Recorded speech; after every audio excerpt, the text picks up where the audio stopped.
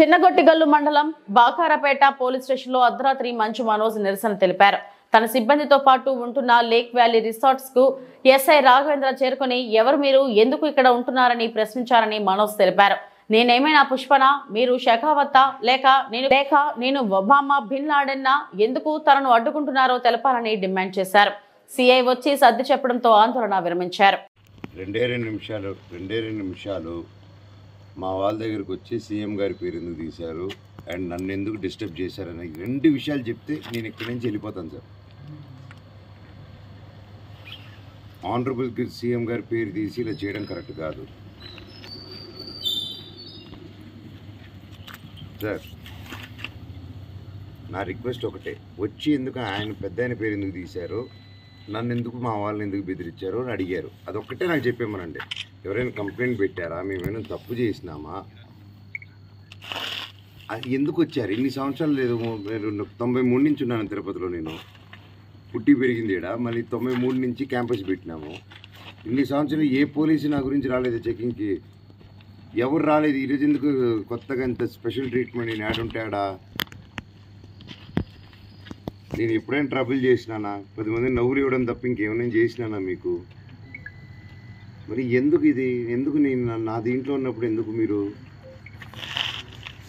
నాకు వచ్చి నాకు జస్ట్ స్టేషన్లో అఫీషియల్గా ఒక మాట చెప్తే వెళ్ళిపోతాను సార్. నేను ఇప్పుడు ఎత్తలేదు మీ ఫోను. ఎత్తి ఏం చెప్తున్నారు? మీరు ఇప్పుడే ఎత్తలేదని చెప్తున్నారు మీ ఫోన్.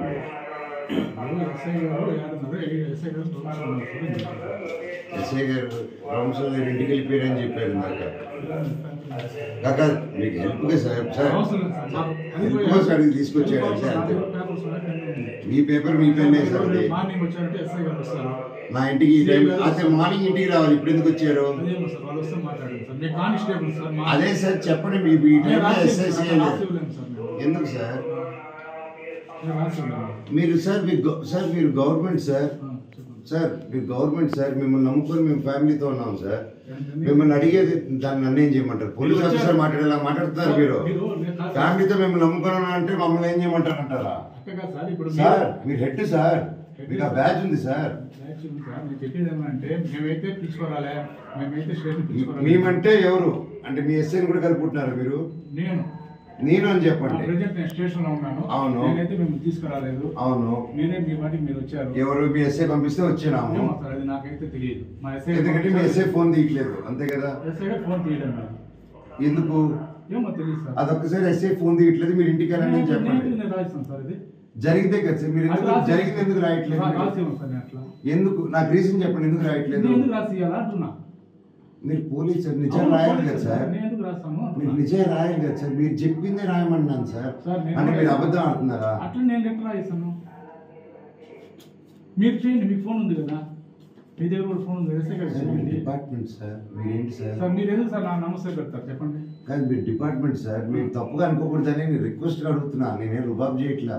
నా ఇంటికి వచ్చి నన్ను ఎత్తుకొని వచ్చి మీరు అంటే మీరంటే మీరు కాదు, డిపార్ట్మెంట్ ఎస్ఐ గారు ఆయన ఎస్ఐ గారితో వచ్చిన కానిస్టేబుల్ నా చేయబట్టుకుని లాగింది వాళ్ళు. చేయబట్టుకుని లాగారు కదా సార్, అంతవరకు అయింది కదా సార్. నేను అడిగేది ఇక్కడికి వచ్చినప్పటి నుంచి ఇక్కడ వరకు వచ్చాడు సార్, సందు చివరి వరకు వచ్చాడు ఎస్ఐ. వచ్చి అయిపోయారు. మా వాళ్ళు వీళ్ళు అడిగి రండి సార్ అని చెప్తుంటే ఇదిగో వస్తున్నా పదండి అని చెప్తే లోపలికి వచ్చాను. అటు యూటర్న్ తీసుకుని వెళ్ళిపోయాడు ఆయన. ఇది ఎక్కడ న్యాయం సార్? నన్ను వచ్చి గెలికి, నా ఇంట్లో వచ్చి నన్ను గెలికి, ఇంట్లోనే రిసార్ట్లో ఉన్నా, అది ఇల్లాగా ఉన్నాను కదా ఇప్పుడు, వచ్చి గెలికేసి చేస్తే ఎట్లా సార్? నేను వచ్చి ఎస్ఐ గారికి చేయండి చేయట్లేదు. సిఐ గారికి చేయమంటే సిఐ ఉండండి సార్. అవును సార్, తీయలేదు. అవును, అది రాయమంటున్నాను నేను. అది మీరు అఫీషియల్గా ఇవ్వండి. It's rule sir, you have to give it officially. నేను స్టేషన్కి వచ్చిన్నాను నేను ఇక్కడ. మాట్లాడినాను కదా. అవును సార్, మీరు ఇప్పుడు చేయమంటే సిఐ కూడా తీయట్లేదు అంటున్నారు కదా మీరు.